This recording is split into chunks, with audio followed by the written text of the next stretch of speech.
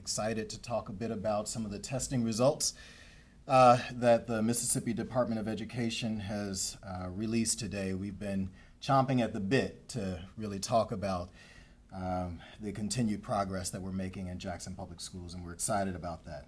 There are two specific areas where we've seen really significant progress, academic progress, and that's post-pandemic, which is really important to name. One is in science. We've reached 43.8% proficiency, which is an 11 percentage point increase from our prior year.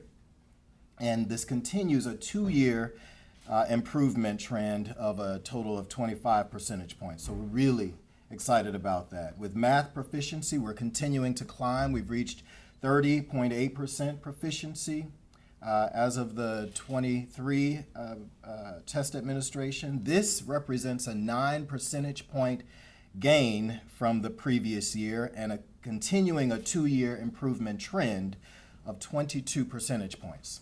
So lots of wonderful gains happening just in those two areas, and there's more across the district that we're excited about. We actually have seen improvement in all of the content areas, all of the subject areas that we've been tested in over the last year. And so that's huge progress for us. And it's a testament to our scholars and our educators who are doing the really hard work and who have been committed to academic achievement. Our progress exemplifies also all of our core values, and especially our core values of excellence and a growth mindset.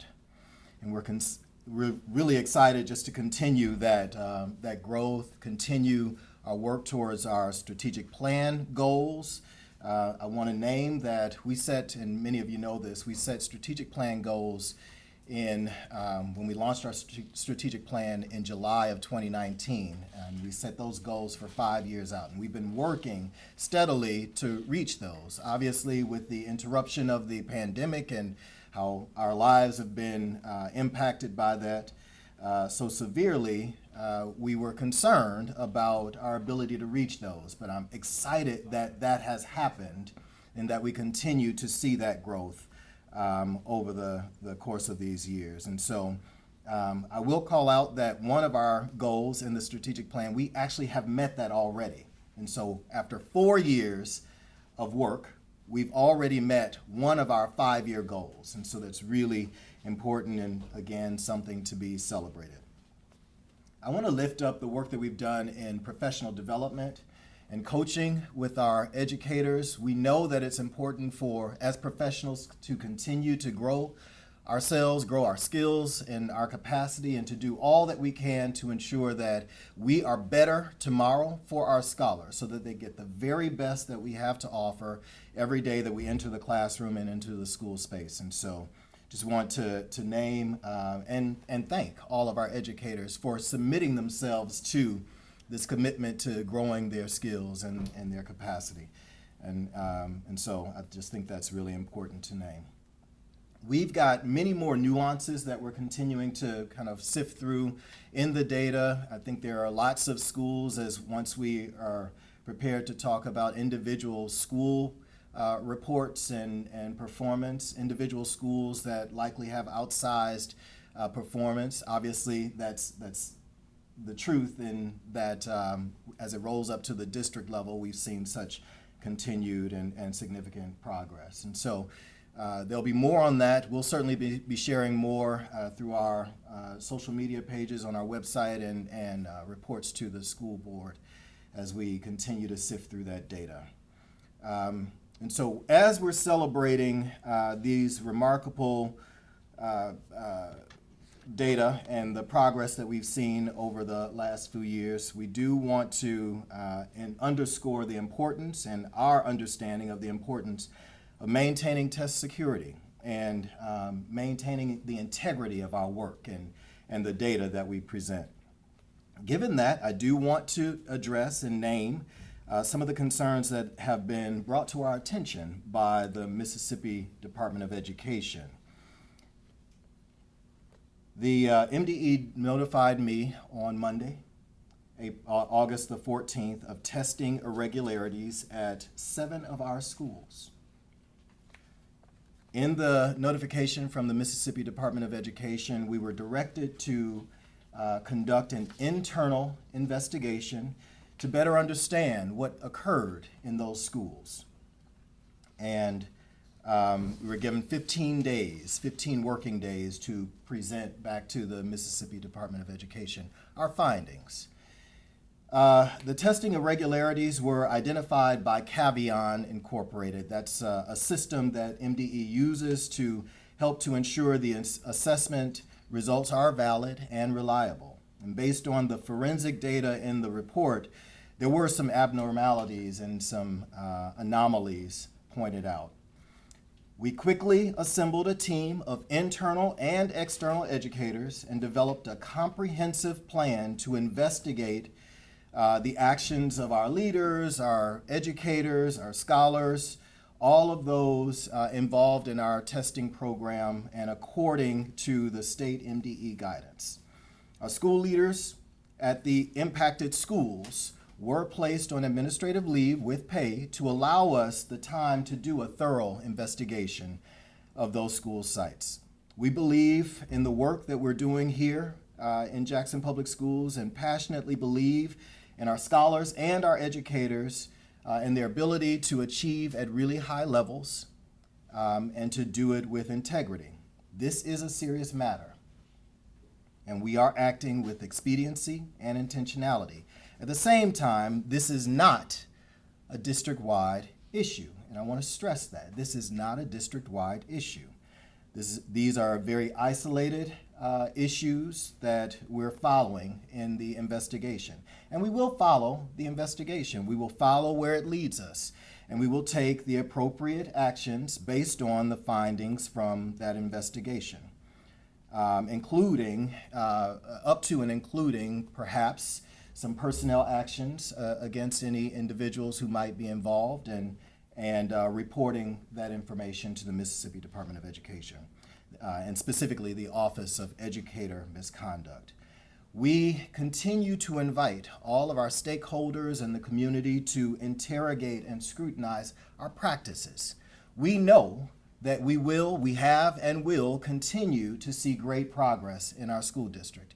And so we want to invite the scrutiny. We want that because when we celebrate, we want to know that everything we've done has been above board and that is worthy of the celebration. It's also important to name very clearly that this investigation is representative of only 7% of the MAP assessed scholars here in Jackson Public Schools. So as serious as it is, it's isolated to only 7% of our scholars who were assessed on the MAP assessment. I can't give you the number of personnel. We are following all of the data that we received from the Mississippi Department of Education, and we'll follow that where it leads us. And obviously that will point to specific teachers and leaders, but perhaps others who are involved in the testing process in the individual schools. We actually have a pretty strong testing environment across schools. There's a culture here in Jackson Public Schools, contrary to what we've heard and what we've seen in these instances, but there is a culture here in Jackson Public Schools that we're working for what we earn. That our scholars are important. It's important to know exactly what they know so that we can address those needs from a firm standpoint and from a foundation of truth. So there's lots of work around culture, and I think that's hugely important because I won't be in every classroom, our principals won't be in every classroom. We don't behave like that. No one operates like that in schools. And so we need each and every one of our team members and scholars to understand that this is the culture that's expected. And in that culture, if something happens, we expect folks to tell us and to self-report. We have very strong protocols around the testing site, who's in the classroom, what they're able to say. We monitor, we invite additional monitors from community and from the Mississippi Department of Education. We require seating charts and training of our test administrators.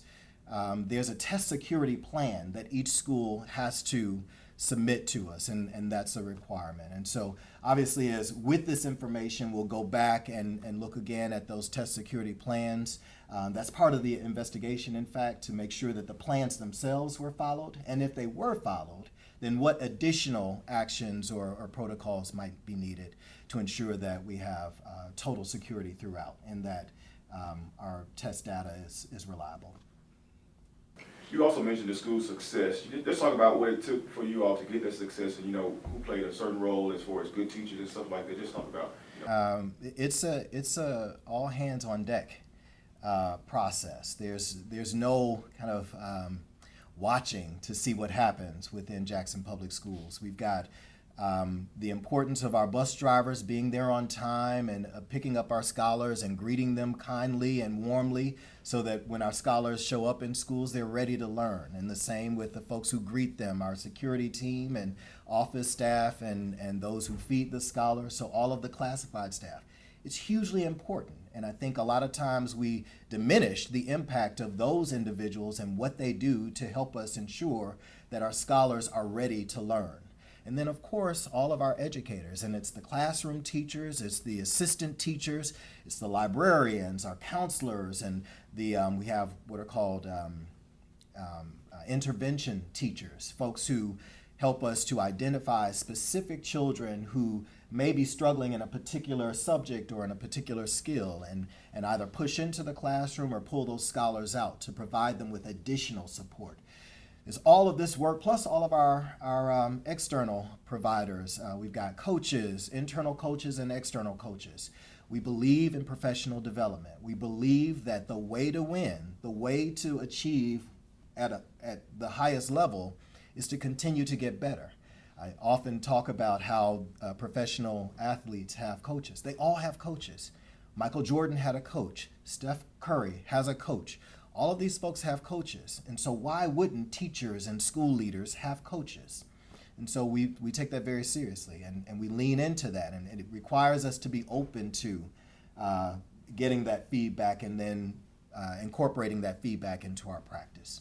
So lots of work along the way. I didn't mention our principals, but of course our principals, ensuring that those cultures that I talked about are present and consistent, ensuring that the conditions are right. We've got major issues, and we talked about this previously in many of our buildings and just the operational challenges around our schools, and our leaders are having to lead through that and not present with any excuses, but still believe in our scholars, believe in our ability to get them to that higher level of performance, and so folks are doing that work.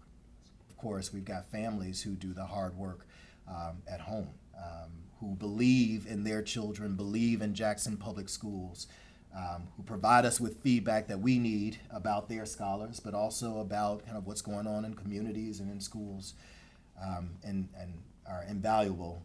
They are, in fact, the first teachers, and so ensuring that scholars get what they need. And there are sometimes things that they can share with us that help us to tap into those scholars' brilliance, to their intelligence. And with school just starting back, I guess what are you guys doing to make sure that students are getting back acclimated in the schools, in the classroom? There's a bit of a push and pull in education, in schools in particular, around the first couple of weeks of school. How much do you spend on relationship building and culture building and all of that? And how much do you hit the ground running with content and ensuring that those skills are being built?